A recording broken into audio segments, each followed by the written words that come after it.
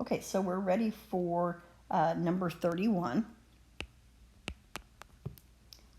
And again, very similar to the last set with imaginary numbers that we were doing, we're still going to be using the conjugate.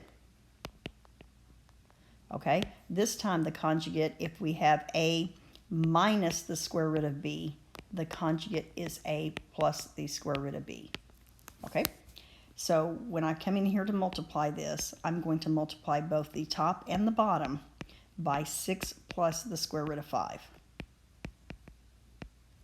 Okay, my numerator is just going to be foiling, so I'm just going to FOIL. So I get 18 plus 3 square root of 5. And in my denominator, I'm going to do FOIL. So first, I'm going to do outside. I'm going to do the inside. And my last. And square root of 5 times the square root of 5, I'll go ahead and write it as the square root of 25. If you don't need that, that's fine. Numerator is 18 plus 3 square root of 5. Denominator, again, what you're should see happening is that these two will cancel out, okay? And I know that the square root of 25 is 5. So I'm going to get 36 minus 5. So 18 plus 3 square root of 5 over 31.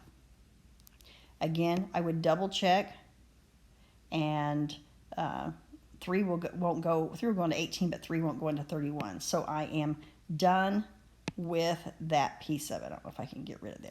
There we go. Okay, so that is my final answer. Okay, 32 is, now this one's different because it does not need a conjugate. How do I know that? Because the conjugate is when it's got a plus or minus in it.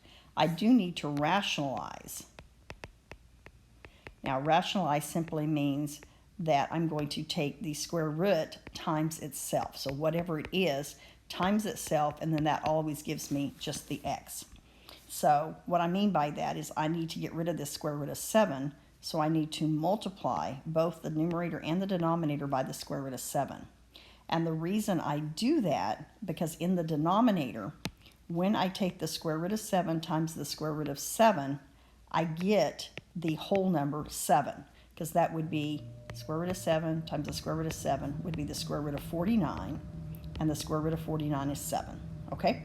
But that's a fact that anything times itself is what's under the radical. The other way to look at this is the square root of 7 squared, and we know that square root and square cancel, and so you're left with the 7. So either way you want to look at it. Now in the numerator, I've got 9, and since these are both under the radical, it's the square root of 14, since they're both under the radical. Okay, and what I mean by that is if I have the square root of 2 times the square root of 7, then I can do square root of 14. If I have the whole number times the square root of 7, then it just stays 3 square root of 7. That's what I was meaning by the difference there. Okay, the next step, one would be to see if I could reduce anything. Maybe I would look to see if there's anything in the 5 and 7 that would reduce it with a 9, and there's not. The other thing to also do is to look at the square root of 14 and your factor, and to see if it would reduce. In this case, it does not. So I am done at this point. So there is several steps that you could possibly have to do. One is if the 14 broke apart and had a perfect square in it, and then also over here if the 9 and the 35 had something common. Okay, that's number 32. 33 is going to be a little bit longer. It looks a little bit nastier, and I'll probably only do 33 and not 34. They're almost the same problem on that. And I doubt I will give you one as difficult as 34 on the test, just because of time. Okay, so again, we're going to multiply the denominator times its conjugate. That would be the square root of 6 plus 4 square root of 5. So all I'm doing is changing the sign right here. That's, whoops, that sign. That's all I did different. Okay, remember what you do on the top, you've got to do on the bottom. My lights are starting to flicker. That windstorm's supposed to be coming through, and I can tell my lights are flickering. Okay, here we go. So we're going to actually do 2 foils. Okay, foil twice. So let's start here. So first, so the 3 is out in front. I multiply what's under the radical. Okay, that's the first. Outside, I'm going to multiply the 3 and the 4 and get 12, and then I'm going to multiply inside my radical and get 25. Okay, now I'm ready for, get rid of that, I'm ready for my inside, okay, and the last. And again, the 7 needs to be multiplied by the 4, gives me 28. Square root of 5. Okay, now the only thing that I can do, I'm going to go ahead and just look at the numerator. The only thing, what I would need to do, let me just go with that. I would need to look at the square root of 30 and see if I could break anything apart.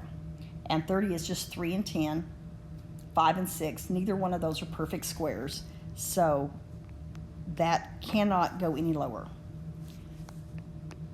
25 we know is 5, okay?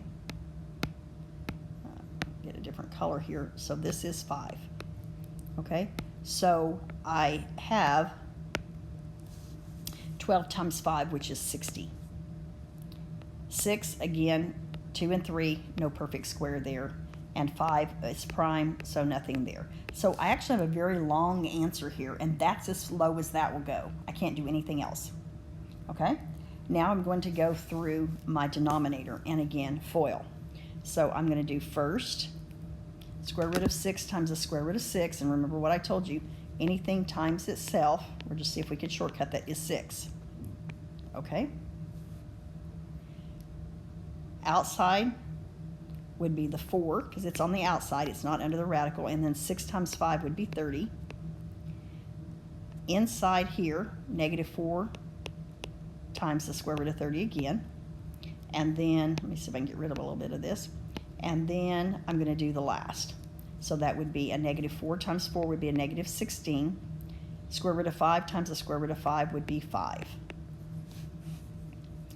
Okay, now this time I should always end up with a single number. When I multiply by the conjugate with radicals, I'm going to end up with a single number. Okay, this is going to cancel. Okay, and I have 6. And then I have 16 times 5, which would be a negative 80. Okay, so 6 minus 80 would be a negative 74. Okay, now what would you do next? Well, what we would need to do is look at the 3, the 60, the 7, the 28, kind of like an extended triangle, and the 74, and say, is there anything common to all of those? Well, 3 and 7 are prime. Nothing will go into them, and they won't go into each other. So this is my final answer. Okay, very large answer, but that is generally the case.